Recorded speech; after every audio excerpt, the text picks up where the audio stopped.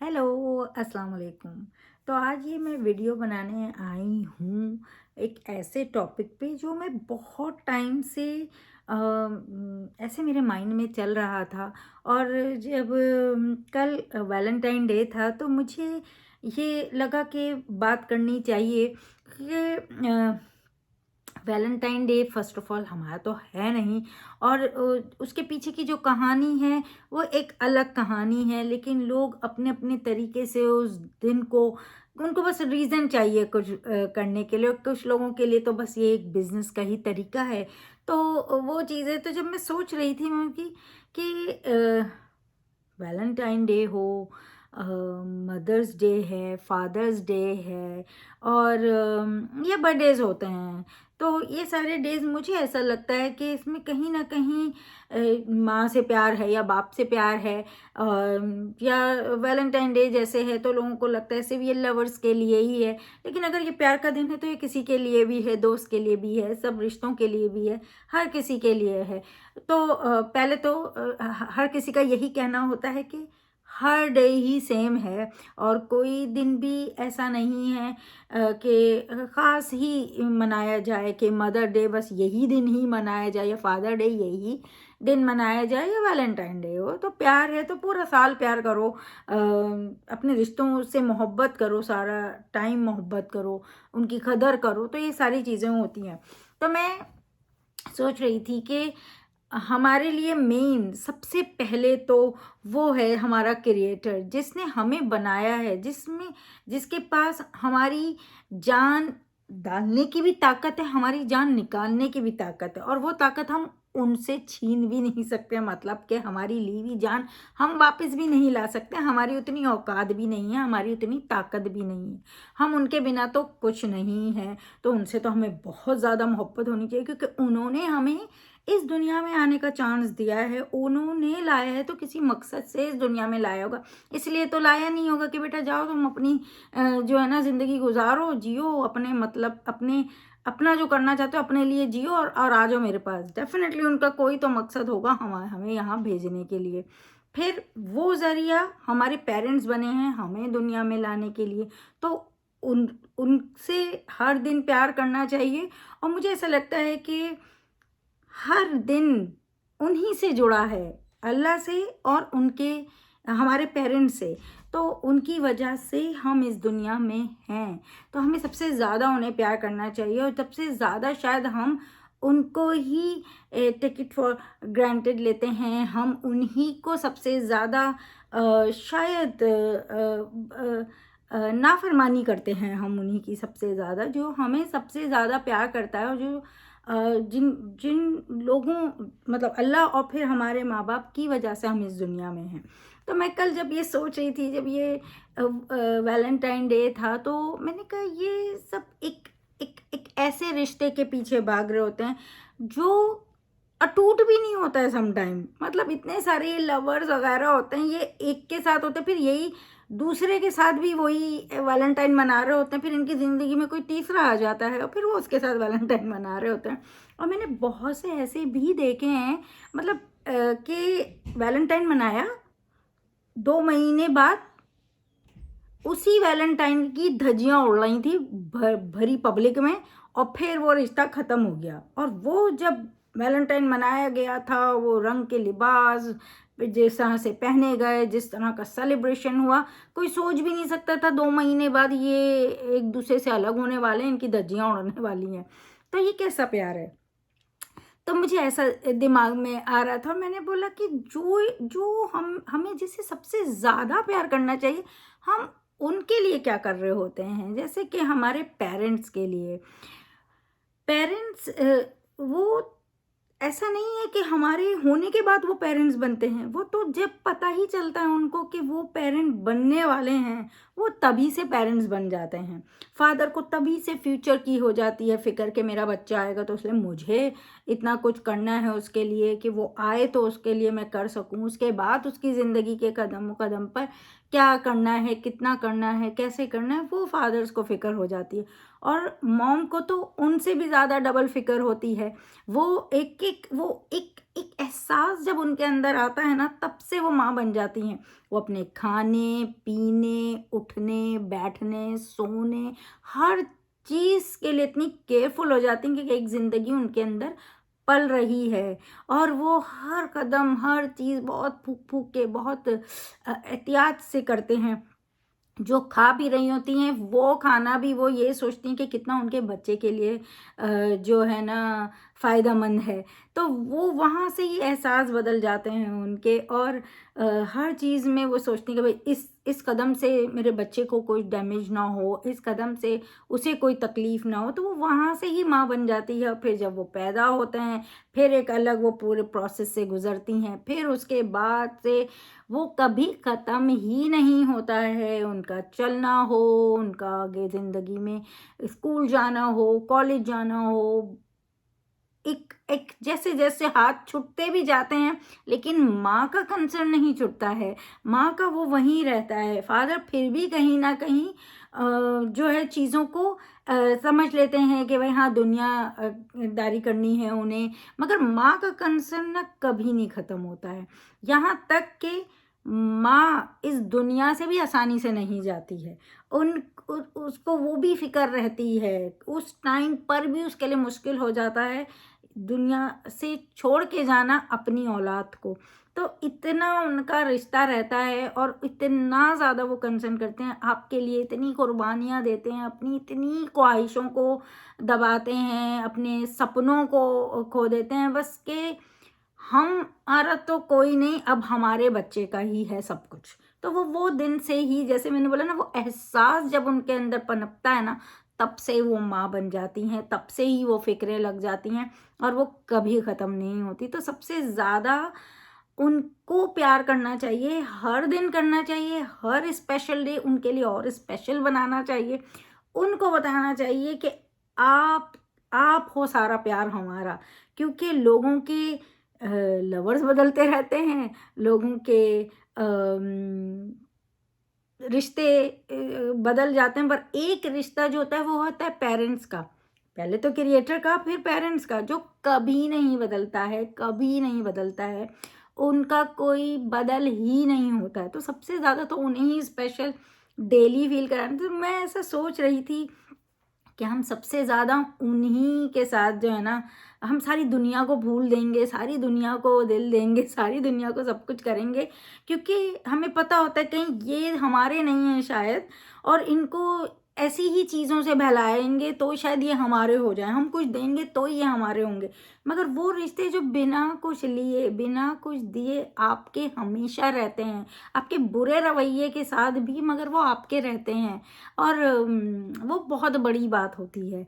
तो मेरे पेरेंट्स तो अभी हैं नहीं, और जब थे तो हम तो कोई ये वैलेंटाइन और ये मदर डे और फादर डे ऐसा तो कुछ होता ही नहीं था। जब यहाँ पे भी आए और पता भी चला, तब भी हमें पता था हम देना भी चाहें तो हमारे पेरेंट्स तो नहीं लेने वाले कि क्या बेकार चीज़ों पे पैसे ज़ाया कर रहे हो, ये क्या बेकार चीज़ें हैं एंड ऑल। तो आपके लिए तो डेली ही पेरेंट्स डे है, और सबसे ज़्यादा तो ये चीज़ें देने से ज़्यादा उनकी इज़्ज़त करना, उनका मान रखना, उन वो बहुत ज़रूरी होता है कि उनके दिल को कोई ठेस नहीं पहुँचे। मैं तो कहती हूँ कि मैं 10 अपने ख्वाब, अपने सपने तोड़ दूँ उनके लिए, मैं फ़ाइन हूँ, जब तक मैं उनके साथ हूँ। और ऐसा बहुत बार हुआ है कि आपकी अपनी ख्वाहिशों को आप दबाते ही रहते हैं। ये डिपेंड करता है बच्चे-बच्चे पे। मुझे नहीं पता कितने लोग ऐसे करते हैं, बट मुझे तो लगता था कि हमारे लिए जो हमारे पेरेंट्स ने किया पहले, तो हम उसका कोई रिटर्न कर ही नहीं सकते। हम तो एक रात का रिटर्न नहीं कर सकते जो पेरेंट्स ने हमारे लिए किया, जो हमारी मॉम ने हमारे लिए किया है, जिस तरह से वो पूरी रात हमारे लिए जा पहले तो जैसे मैंने बोला कि तभी से उनका सफ़र रहता है, इतनी कुर्बानियाँ देते हैं वो लोग अपनी हर एक चीज़ की, क्योंकि वो एक बच्चे के लिए अपने खाने की, अपने पीने की, अपने बैठने की, उठने की, सोने की, जागने की, सबकी कुर्बानियाँ देते हैं कि हमारे लिए देते हैं, औलाद के लिए देते हैं। हर माँ-बाप कर माँ करती है ये बहुत ज़्यादा। बाप फिर भी सो जाएगा पर माँ नहीं सोती है। तो वो वाली चीज़ वो करती हैं हमारे साथ, और फिर उसके बाद जब हम कहीं चलने लगते हैं, हम अपनी ज़िंदगी गुजारने लगते हैं तो हम सबसे पहले उन्हीं के दिल को तोड़ते हैं। सबसे ज़्यादा हम उन्हें बताते हैं अब हम बड़े हो गए, अब आप हमारे साथ ये सब ना करें, हमें बड़ा हो, हम बड़े हो गए, हम अपना सब कुछ खुद कर सकते हैं। तो हम खुद स्लोली उनको अपने से ऐसे दूर करते चले जाते हैं, अपने सपने जीने में लग जाते हैं। 10 बार हम अपनी ख्वाहिश के लिए, वो आपके लिए रुक जाएंगी पर आप नहीं रुकेंगे। वो माँ रुक जाएगी आपके लिए कि हाँ मेरा बच्चा सपना जी ले, लेकिन आप अपने सपने नहीं रोकते हैं उनके लिए। तो ये बहुत ज़्यादा रहता है। और मैं जब कल सोच रही थी ना, मतलब यार वाकई कैसा रहता है ना। और एक माँ कितनी ज़्यादा अपनी अपनी चीज़ों को ऐसा मार लेती है, हर वक्त मारती है। पहले लोग कहते हैं अरे लड़कियां ऐसे होती हैं, फिर उनका तो कुछ होता ही नहीं है, मगर मैं कहती हूँ कि जब तक आप एक लड़की होते हैं ना, फिर भी आप कर सकते हैं, नखरे कर सकते हैं, चीज़ें कर सकते हैं, और आप करते हैं। तब आपके माँ बाप आपके लिए बहुत सारी कुर्बानियाँ दे रहे होते हैं। फिर जब आप माँ बनते हैं तो फिर वो आप कर रहे होते हैं, और तब आपके बच्चे आपके लिए कुर्बानी नहीं दे रहे होते हैं, आपके लिए नहीं करते। और जो औलादें करती हैं ना, जो अपने सपने अपनी चीज़ें कुर्बान करते हैं, उनका तो क्या ही अल्लाह के पास अजर है।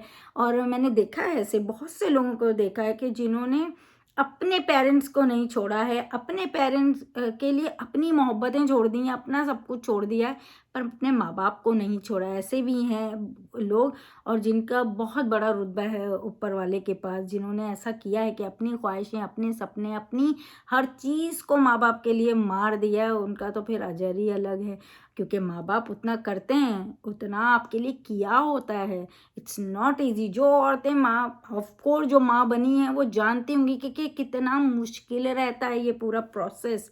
और उसके बाद आप एक बच्चे को पैदा करते हैं, जन्म देते हैं। तो मैं कल जब सोच रही थी तो मैंने बोला आप सबसे ज़्यादा उनको ही पीछे कर देते हैं कि ये मतलब मेरे इसको ज़्यादा करना ज़रूरी हो जाता है, बीवी है या गर्लफ्रेंड है या बॉयफ्रेंड है या जो भी है, तो वो सारे आप उसमें लग जाते हैं। लेकिन आप उन रिश्तों को भूल जाते हैं जिनकी वजह से आप यहाँ होते हैं, जो आपको चलना फिरना सिखाते हैं, ज़िंदगी में बढ़ना सिखाते हैं, अपनी बहुत सारी कुर्बानियों के बाद आपके लिए सब कुछ करते हैं, आप उन्हें पीछे कर देते। तो वो बड़ा दुख वाली बात होती है।